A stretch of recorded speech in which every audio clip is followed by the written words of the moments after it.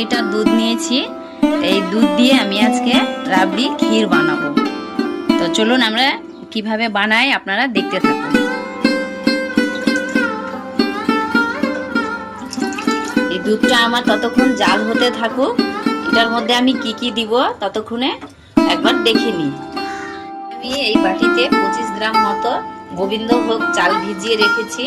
আমি গোবিন্দভোগ ভিজিয়েছি, আপনারা যে কোনো আতপ চালও দিতে পারেন। আমি কিন্তু গোবিন্দভোগ চালই ভিজিয়ে রেখেছি। এটা আমি মিক্সিতে গ্রেট করে নিব। আমি এখানে কিছু রেখেছি ড্রাই ফ্রুট, কিশমিশ, কাজু আর কাঠবাদাম। এটা কিন্তু অনবরত নাড়তে হবে, নাড়া ছাড়তে হবে না, কেন এটা মানে শর্ট করতে দেওয়া যাবে না। এটা সব সময় মানে এইভাবে নাড়তে হবে। আমি এখানে 2 হাতা মতো